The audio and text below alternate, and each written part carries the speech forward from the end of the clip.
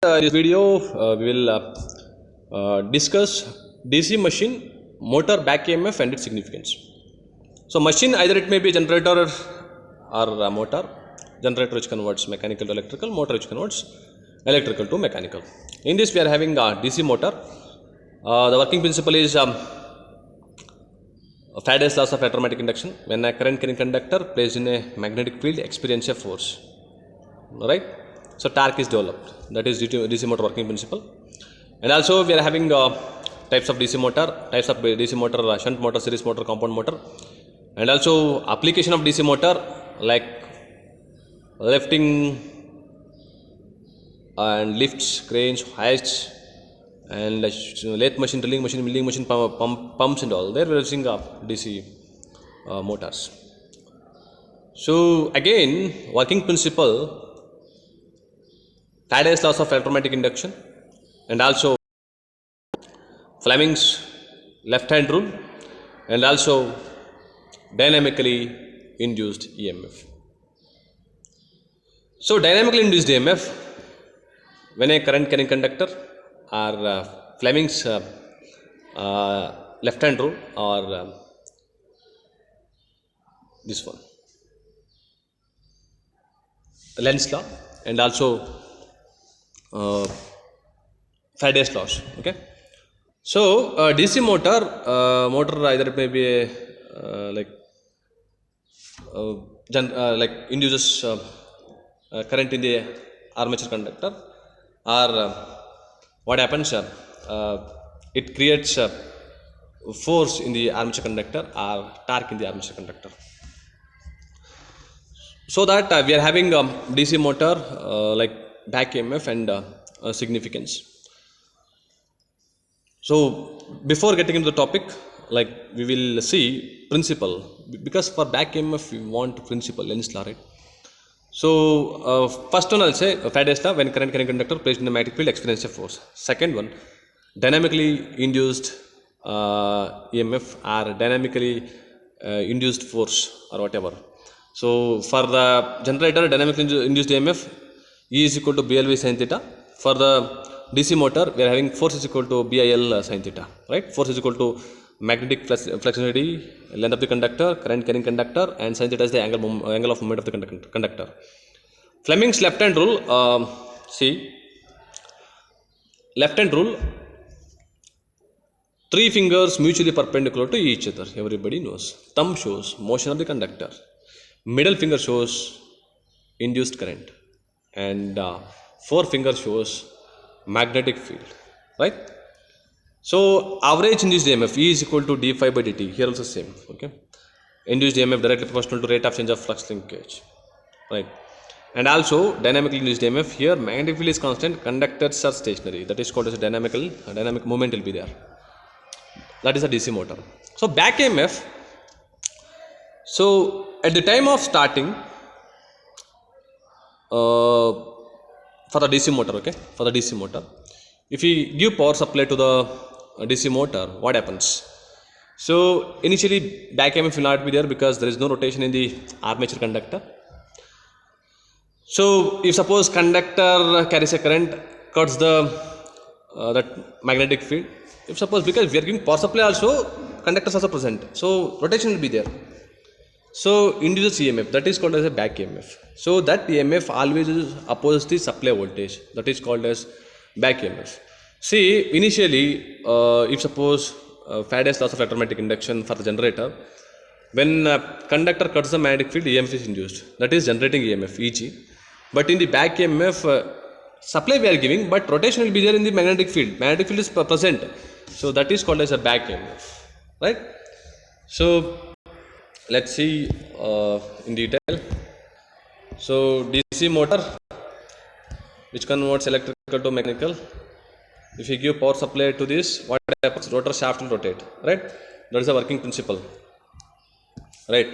So supply we are giving, that commutator converts DC to AC. Whatever the conductors present in the armature always needs AC. So flux will cut, or flux linkage or flux interaction will be only AC, not DC.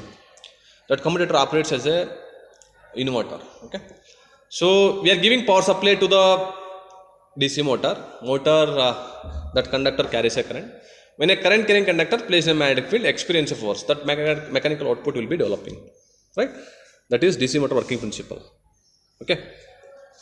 So here, as you can see the diagram, DC supply we are giving to the commutator along with the brushes will be present.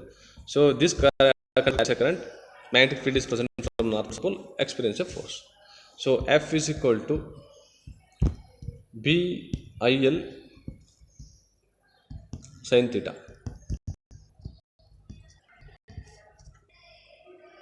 Okay. So F is the force, B is the magnetic flux density, I is the current flowing through that armature conductor, L is the length of the conductor, sin theta is the angle of movement of that conductor. That is the working of DC motor. Okay.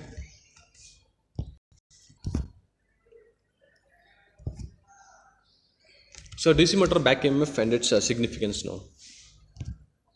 So initially, what about the back EMF equation? EB is equal to VT minus IARA.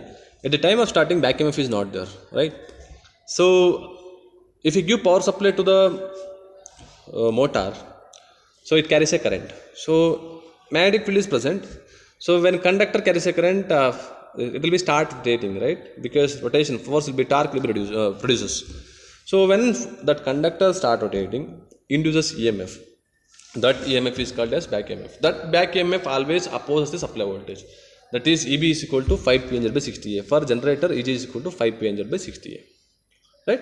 So internal circuit diagram also you can draw internal circuit diagram for a DC motor like this. Here there is a resistance. Here there is a EB. Here is the supply voltage. V voltage. This part is internal diagram of DC motor, right? Supply we are giving. This EB always opposes the supply voltage. That is called as back EMF. And its significance now. Okay, significances are like speed increases. What about the if suppose load increases, not speed, load increases. What about the speed? Speed will be decreases, right? And armature current also decreases, right? If suppose speed like decreases in a sense. If it is speed decreases, what about the back EMF? Back EMF also decreases because there is no past rotation. If suppose rotation is more, back EMF also more. If it is load decreases, what about the speed? Speed will be increases. So when speed increases, what about back EMF? Because more number of flux cut, more number of rotation, more number of like flux lines cut. So it induces more EMF, that is back EMF. Back EMF will be increases, right? So that is a back EMF and its significance. Okay. So this is when the armature windings are present. According to Lenz law also, EB is equal to 5 p by 60A, where N is the speed in RPM, phi is the flux per pole, Z is the number of conductors, P is the number of pair of poles, and also A is the area of the cross section of the conductor, BB is the back EMF. Okay, according to Lenz law, which opposes the supply voltage, that is called as a back EMF, right? So this is the overall concept. See, supply we are giving now. Okay, so supply we are giving for the DC motor. See, supply we are giving DC motor supply. So here magnetic fields are when conductor start rotating. So conductor cuts the magnetic field, experience a torque, experience a force. At the same time, generates EMF. That is called as a back EMF. Back EMF is equal to EB is equal to phi P Z by 60. Yeah, that is back EMF for the DC motor. Okay, this EB always opposes the supply voltage according to Lenz law, right? So you can say at the time of starting EB is not there. There is no rotation. There is no conductor carries. So EB will develop after some rotations. Okay, if suppose start rating that armature conductor, that time you'll get Eb. Okay. Thank you so much. Next video we'll discuss dark equation, okay, and its like characteristics.